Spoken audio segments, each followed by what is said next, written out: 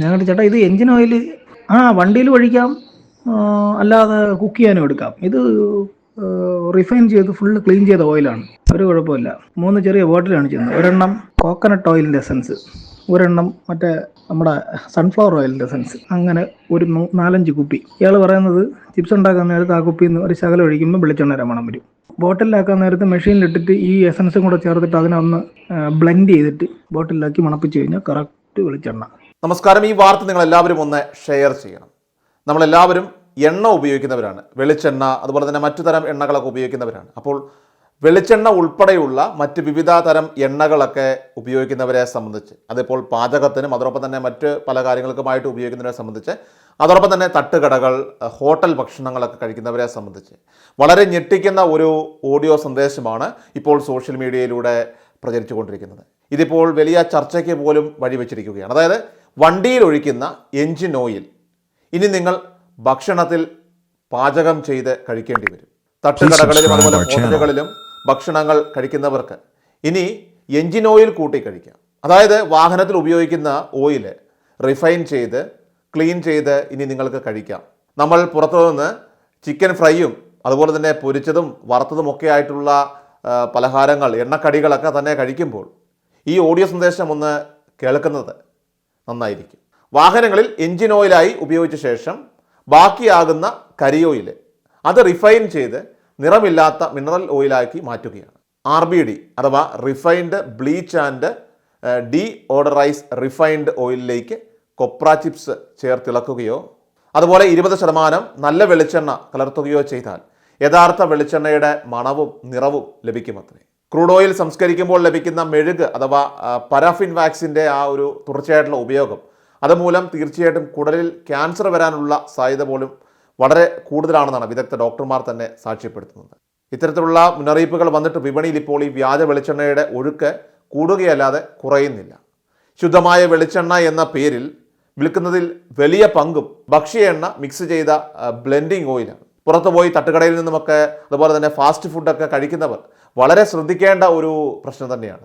അത് മാത്രമല്ല, മെഡിക്കൽ കോളേജുകളിൽ അതുപോലെ തന്നെ സർജിക്കൽ ഗ്യാസ്ട്രോ വിഭാഗങ്ങളിലൊക്കെ നമ്മളൊന്ന് പോയി നോക്കിയാൽ, അതുപോലെ തന്നെ അവിടെ RCC പോലെയുള്ള സ്ഥലങ്ങളിലൊക്കെ ചെന്നാൽ ഇപ്പോൾ കുട്ടികളുടെ വലിയൊരു എണ്ണം തന്നെ അവിടെ ചികിത്സയ്ക്കായിട്ട് കൂടി വരുന്നുണ്ട്. കാരണം ഈ പുറത്തുനിന്നും ഇതുപോലെയുള്ള സ്ഥലങ്ങളിൽ നിന്നുമൊക്കെ ഇത്തരത്തിലുള്ള ഭക്ഷണം കഴിച്ച് വയറിന് സുഖമില്ലാതെ വന്ന് പരിശോധിച്ച് എൻഡോസ്കോപ്പിയൊക്കെ ചെയ്ത് കഴിയുമ്പോഴായിരിക്കും സംഭവം ക്യാൻസറായിട്ട് മാറുന്നത്.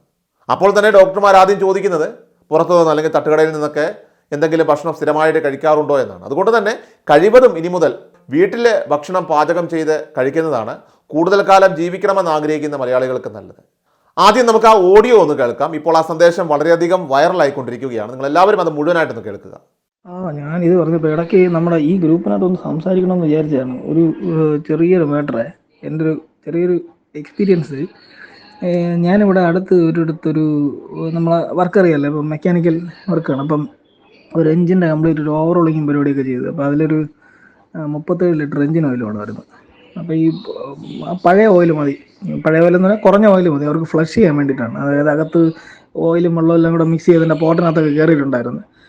ഓയിൽ കയറിയിട്ട് ഫുള്ള് സ്ലഡ്ജി ഇതായിരുന്നു, ഒരു ക്രീമി.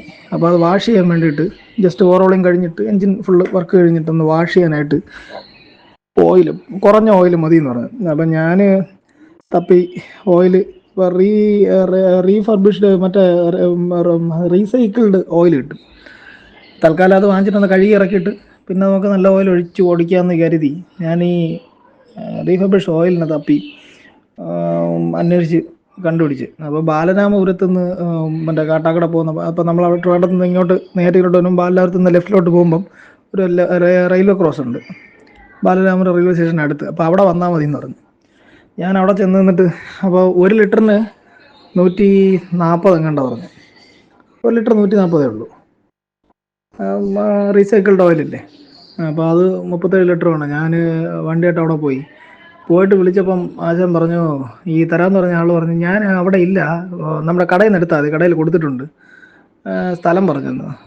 ഞാൻ കേട്ടോ എവിടെയാണെന്ന് ചോദിച്ചപ്പോൾ എൻ്റെ അടുത്ത് പറഞ്ഞു, അത് ലേവ് ക്രോസ് എത്തുന്നതിന് തൊട്ട് മുമ്പ് ലെഫ്റ്റ് സൈഡിൽ ഒരു ചിപ്സൊക്കെ വറ്റലുണ്ടാക്കണ കടയുണ്ട്, അപ്പോൾ അവിടെ കൊടുത്തിട്ടുണ്ട്, അവിടെ നിന്ന് എടുത്താൽ മതി എന്ന് പറഞ്ഞു. ഈ ചിപ്സിൻ്റെ കാര്യം പറഞ്ഞപ്പോൾ എനിക്കൊരു ഡൗട്ട്.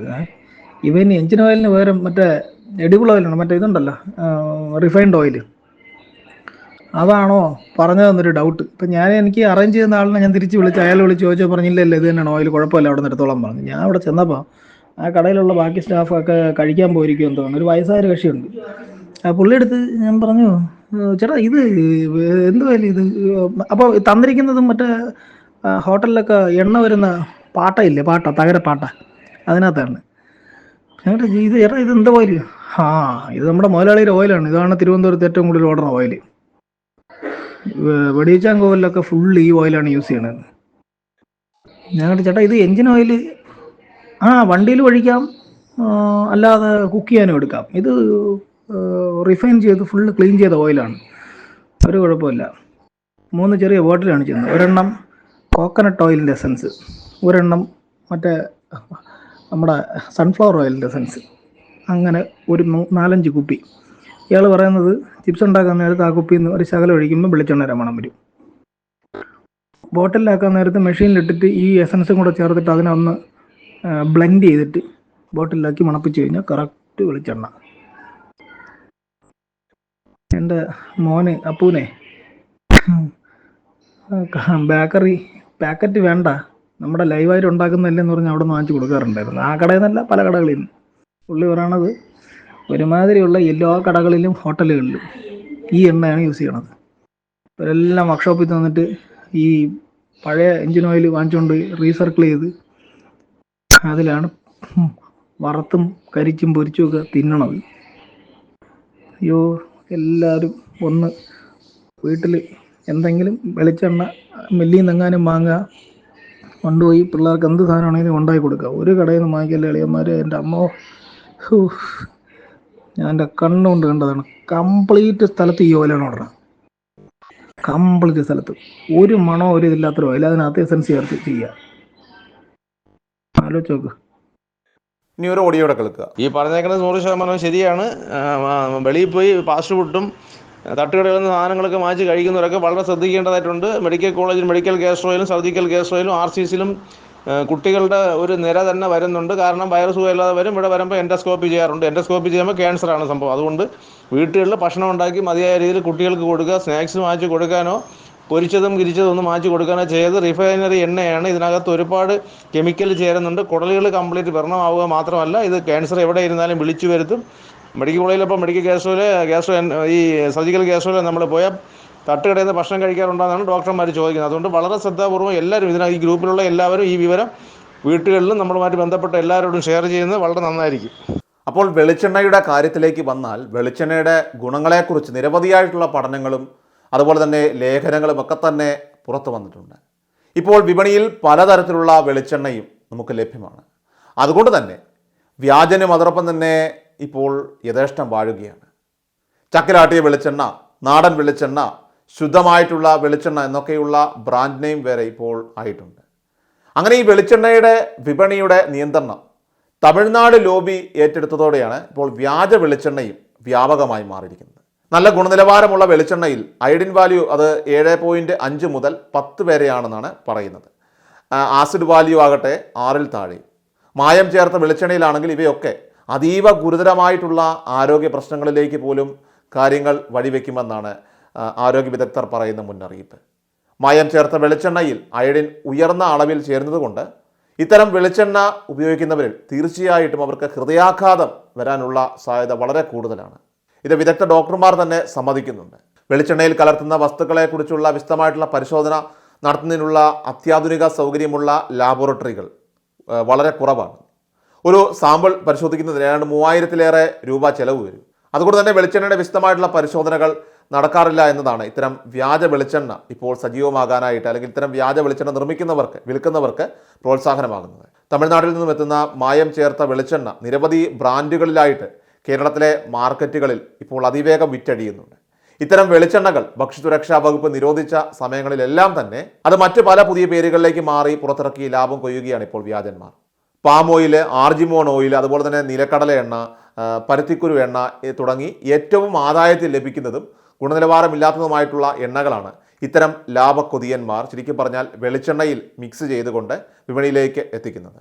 കൊപ്ര ആട്ടുമ്പോൾ പരമാവധി എണ്ണ ഊറ്റിയെടുത്തുകൊണ്ട് വെളിച്ചെണ്ണയുടെ അളവ് കൂട്ടാനായിട്ട് ചേർക്കുന്ന കെമിക്കലിൻ്റെ പേരാണ് ശരിക്കും പറഞ്ഞാൽ ഈ ഹെക്സൈൻ എന്ന് പറയുന്നത്. ഇത് മനുഷ്യ ശരീരത്തിന് അങ്ങേയറ്റം ഹാനികരമാണ്.